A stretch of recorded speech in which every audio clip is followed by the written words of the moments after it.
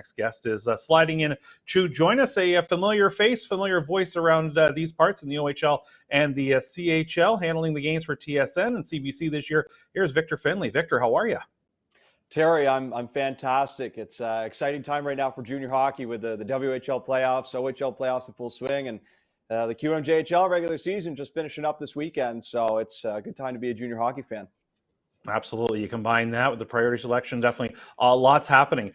Take me through, of course, this season, working the national games, busy times for you. I'm sure it was a lot of fun being able to get around and see a lot of the games and call some pretty exciting action. Yeah, it was. Obviously, we kicked the season off with CBC in a pretty big way with Connor Bedard and the Regina Pats on for Game 1 against the Prince Albert Raiders. And yeah, just really cool to get an opportunity to just see junior hockey all over the country, you know, whether it was, the St. John Sea Dogs out on the East Coast and over to the West Coast, Kamloops, and getting the Vancouver Giants on national TV this year. Then, of course, a bunch of OHL games we ended up doing this season as well. So lots of fun and great to be part of something new, obviously, with the new right package on CBC and TSN, kind of a brand new property. So that's always exciting to be part of something brand new. I think it's been at least since the 90s that the Canadian hockey rights were on TSN. And, of course, we kicked things off with that on January 14th with Kingston and Shane Wright taking on the Sudbury Wolves at Leon Center that night. So always fun to be part of something new and excited to see how things play out here. We've still got the league championship finals coming up as well. We're carrying all three of those, the Q, the WHL, and the OHL finals on TSN, and of course the Memorial Cup as well in St. John this year.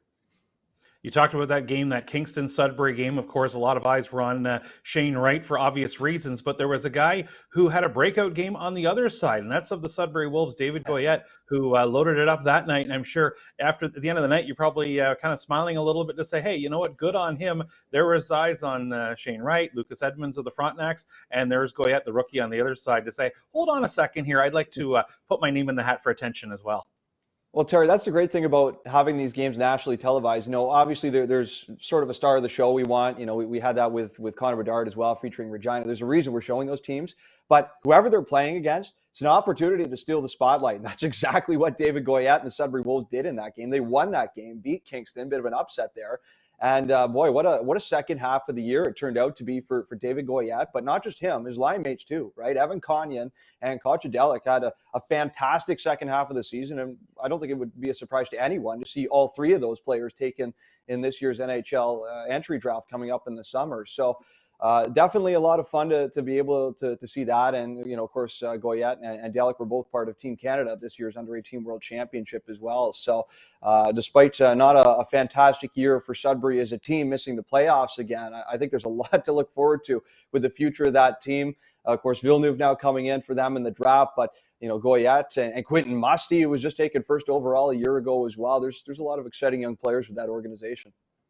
How exciting is it to be able to call some action and sometimes the unpredictability of junior hockey as well, where you see a Goyette performance and you see things like that. I've got to think that makes it even more exciting. Where at the end of the night, something that maybe wasn't even on your radar, and all of a sudden realize, hey, that guy stepped up or that team really stepped up. Yeah, Terry, if we knew how these games were going to end, we wouldn't bother playing them to begin with. And as you know, that is nothing in this league, in the Canadian Hockey League, is a guarantee until it's already happened. So, and look, we're seeing that right now in the playoffs, right, with a number of interesting series. I mean, you look out in the Western Hockey League, the Vancouver Giants just put up 11 goals on the Everett Silvertips with a 1 seed. That's the 1 versus 8 seed right now.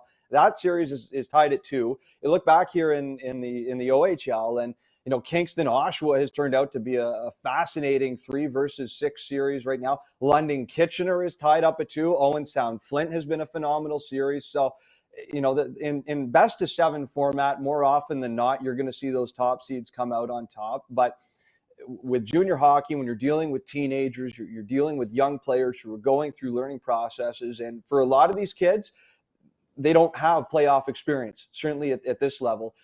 It's really fun to kind of watch things play out. And even in the regular season, when we're doing a national game on TSN or CBC, there's a buzz about that. The kids know that the cameras are rolling. They know the spotlight's on them. And it creates a bit of an element of unpredictability to it. So obviously, we saw that at the beginning of the year with Sudbury coming out and kind of shelling Kingston in that game. We had a QMJHL game early in the year with Drummondville St. John. St. John came into that as the heavy favorites. They ended up winning, but it was an awfully close game. I think they won by a 4-3 final. So anytime, you get a game on national TV or you get a playoff series, you never truly know what's going to happen with these players. And it makes it a lot of fun to watch.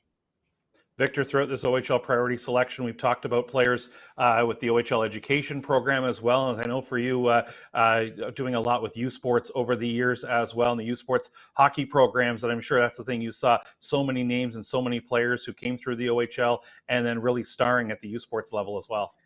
Yeah, too many to name, Terry. I mean, obviously in the OUA, I saw a lot of OHL players in particular firsthand. I mean, Ryerson had, I think at least over 50 in my 3 years covering the team come into that program out of the Ontario Hockey League. And yeah, it's amazing, how far some of these players have come along from. Since we're talking about the priority selection today, I think the first example that pops into my mind of a guy that I think was a 15th round draft pick was Spencer Abraham. And a defenseman, went on to play with the Brampton Battalion under Stan Butler, and then had an overage season in Erie. He was a good OHLer, despite being taken so late in the draft. Then he went on to play for Queen's University, became captain of that team, won a Queen's Cup OUA championship with them, got him into the national championship. That broke something like a 3-decade drought for the university. So he was the star of that program. And now he's working about a couple blocks away from where I am right now as a lawyer here in downtown Toronto. So definitely it's fascinating to see, some of those players have superstar careers really as university hockey players. You see some guys that, Kyle Bowlers, for example, just this past year at Ryerson, OUA West Rookie of the Year. He was a third line player when he played in the OHL with the Saginaw Spirits and the Oshawa Generals. He comes to university. It's a fresh start, clean slate, gets an opportunity to play on the first line there. And he's become an offensive superstar for his university program now. So there's always a few players, there always have been, there always will be, that come out of the Ontario Hockey League, the WHL, the QMJHL as well, that use that scholarship program and become great players on the ice, but also, fantastic people off the ice as well. And, we've seen such an interesting mixed bag, I think, of players taking different career routes outside of hockey. Nathan Charlitty's a great example, getting into medical school. Eric Locke went down that road as well. Like I mentioned, Spencer Abraham, Kevin Bailey as well, longtime OHL goaltender, got into law through Queens as well. So it's really interesting to see how it plays out for a lot of those guys. And I'm fortunate to be able to cover and get to know a lot of them. Victor, what has drawn you to the game, whether it's the OHL and CHL or through U Sports? What is it that has drawn you into it?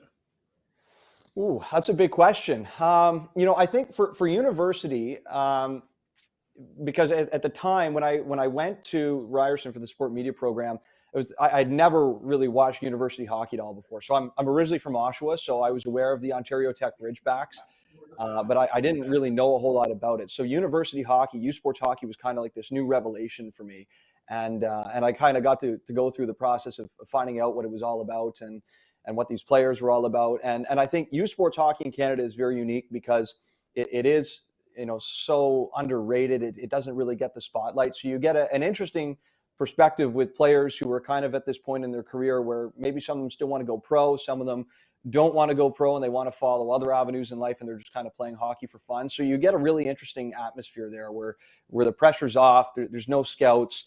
They're not really playing for NHL draft spots anymore or anything like that. So I kind of like that about university hockey, that it's very relaxed and you get guys that are experienced that have been through the ringer a little bit, that are in their early to mid 20s.